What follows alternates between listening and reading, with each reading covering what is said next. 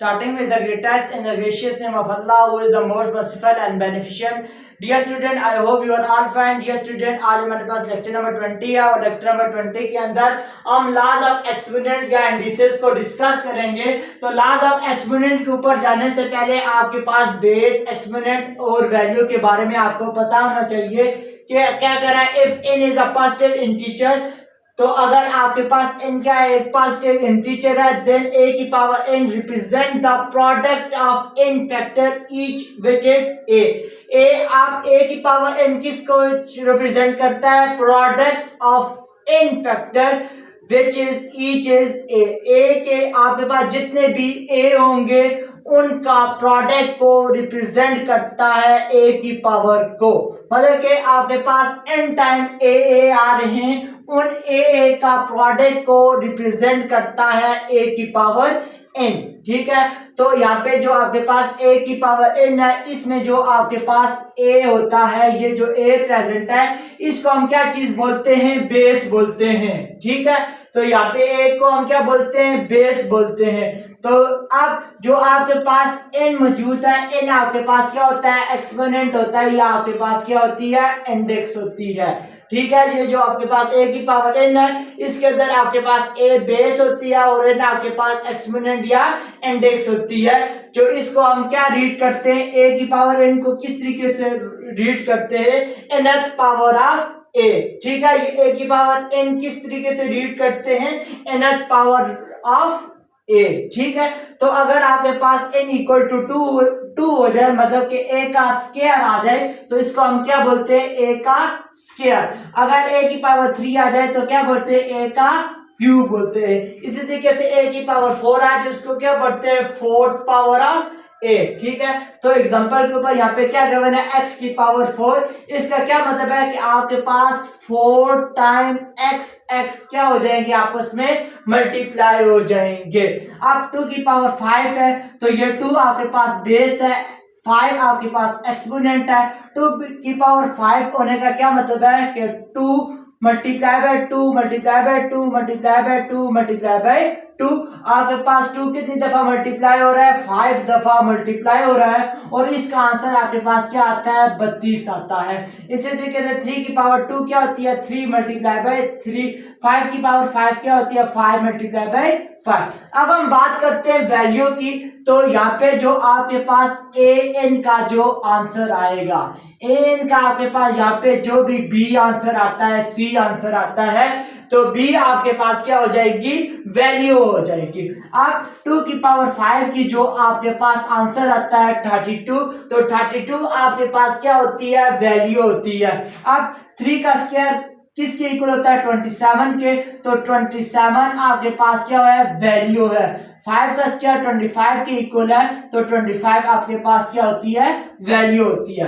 अब हम बात करते हैं लॉज ऑफ एक्सपोनेंट के ऊपर, तो क्या करें, अगर 2 a b बिलोंग करते हैं रियल नंबर को, आपके पास 2 नंबर हैं, वो किसको बिलोंग कर रहे हैं, रियल नंबर को, और आपके पास जो m n है ये बिलोंग करते हैं नेचुरल नंबर को, तो फॉलोइंग लॉज आर होल्ड। तो ये आगे जो आपके पास लॉज गिवन है, ये आपके पास क्या करते हैं, होल्ड करते हैं।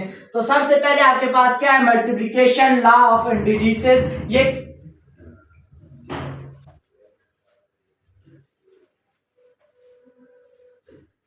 अब आपके पास क्या है, मल्टीप्लिकेटिव लॉ ऑफ इंडिसेस। ये आपके पास क्या होता है, to multiply the power of same basis. अगर आपके पास क्या हो रही हो, बेसिस सेम हैं, तो वो आपस में उनकी power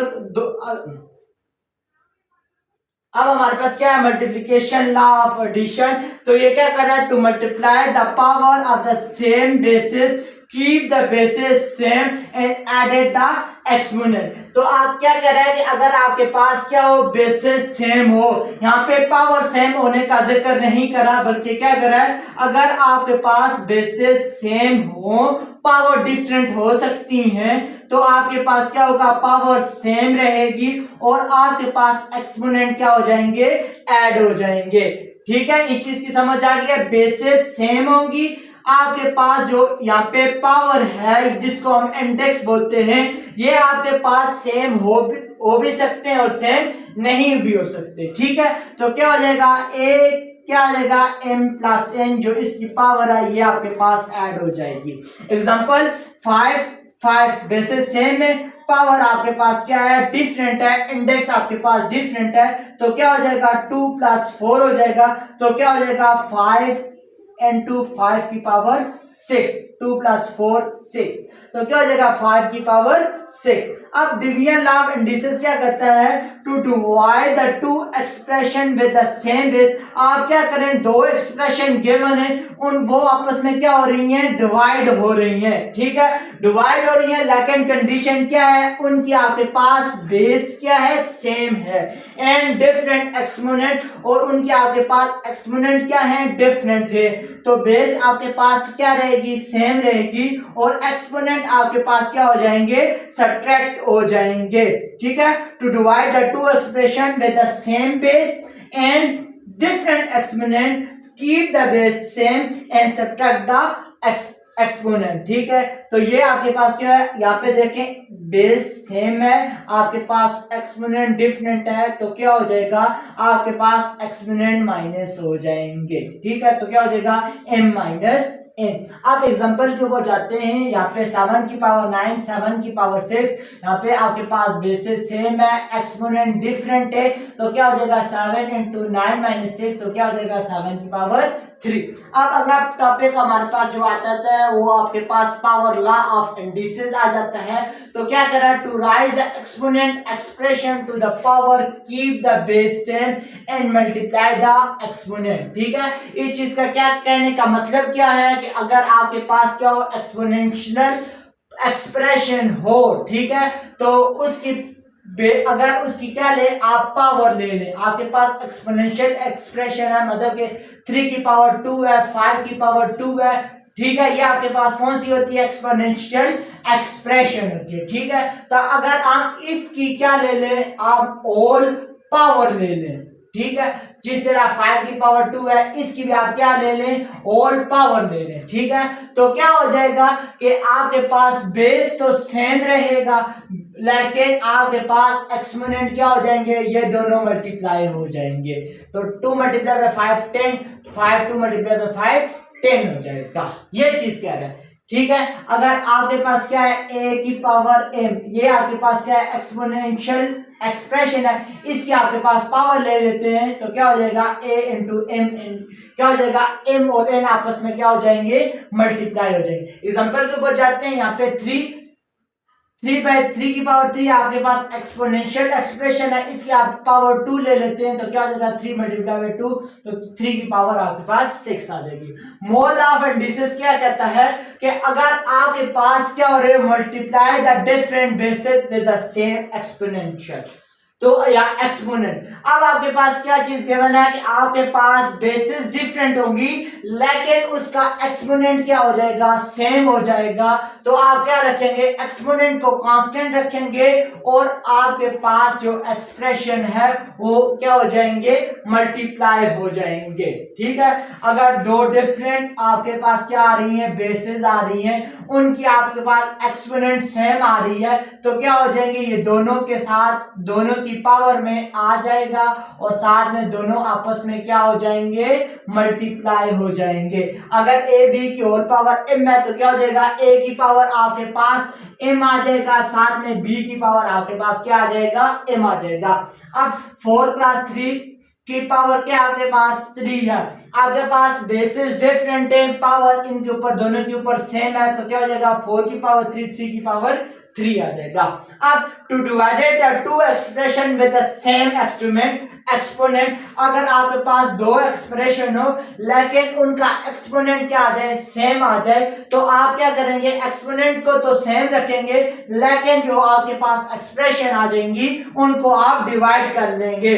to divide the expression with the same exponent, keep the exponent same and divided the expression. अगर a बाई b की पावर क्या है आपके पास n है, तो क्या हो जाएगा a की power n divided by b की पावर n, लेकिन कंडीशन इसके ऊपर क्या है कि आपके पास b नॉट इक्वल टू 0 होना चाहिए, ठीक है। तो एग्जांपल 3/2 की पावर 5 है, तो क्या हो जाएगा 3 की पावर 5 और 2 की पावर 5 हो जाएगा, ठीक है। तो इससे आगे आपके पास क्या आ जाती है जीरो इंडिसेस। तो अगर आपके पास जीरो इंडिसेस क्या होती है, any non zero number raise to the zero power is equal to 1। अगर आपके पास कोई भी नॉन जीरो नंबर है, मतलब कि 5 2 आ गया, 5 आ गया, 7 आ गया, इस तरह के तमाम नॉन जीरो नंबर अगर ये अपनी raise to the zero power, अगर इनके ऊपर पावर जीरो हो जाए तो इन सब का आंसर आप के पास 1 के इक्वल आ जाएगा। इसमें कंडीशन क्या है कि आपके पास a इक्वल टू 0 नहीं होना चाहिए, तो a की पावर 0 आपके पास 1 आ जाएगा। एग्जांपल के ऊपर 5 की पावर 0 1, 100 की पावर 0 आपके पास क्या आ जाएगी, 1 आ जाएगी। अब जाते हैं नेगेटिव इंडिसेस के ऊपर, तो नेगेटिव इंडिसेस में क्या कहता है, any non zero number that raise to the negative power then it take it reciprocal. ठीक है, अगर कोई भी आपके पास नॉन जीरो नंबर है तो वो क्या करता है, अपनी पावर को नेगेटिव जनरेट करता है, मतलब 3 की पावर -3, 4 की पावर -5, तो हम इसका क्या ले लेंगे, रेसिप्रोकल, तो क्या हो जाएगा 1/3। ठीक है, तो ये अब क्या हो जाएगा, जब ये इसके रेसिप्रोकल हो जाएगा तो यहाँ पे इसकी पावर क्या हो जाएगी, आपके पास पॉजिटिव हो जाएगी। ठीक है, आपके पास a की पावर -n है, जब a की पावर n क्या हो जाएगा, आपके पास डिनोमिनेटर में चला जाएगा तो a की पावर n आपके पास क्या हो जाएगी, पॉजिटिव हो जाएगी, where a is not equal to 0। ठीक है, तो एग्जांपल क्या हो जाएगी, 2 की पावर -4 है तो क्या हो जाएगा, 1/2 की पावर 4 क्या हो जाएगा आपके पास 1/16 के, और 1/16 इसकी क्या वैल्यू है। अगर 3 की पावर -3 है तो क्या हो जाएगा, 1/3 की पावर 3 -3 है तो डिनोमिनेटर में जाएगा तो आपके पास पॉजिटिव हो जाएगी, ये आपके पास 1/27 की इक्वल है, और 1/27 आपके पास वैल्यू है। ठीक है, तो ये आपके पास बेस, ये पावर, और ये आपके पास वैल्यू। अब a प्लस बी की पावर क्या, -1, ये बेस, ये आपके पास इंडेक्स, तो क्या आ जाएगा 1/a प्लस बी, इसकी क्या आ जाएगी, वैल्यू आ जाएगी। स्टूडेंट, आप मेरे चैनल को सब्सक्राइब कर दे ताकि हमारी नई आने वाली वीडियो आप तक पहुंच सके और आप इससे फायदा हासिल कर सकें। Thank you very much.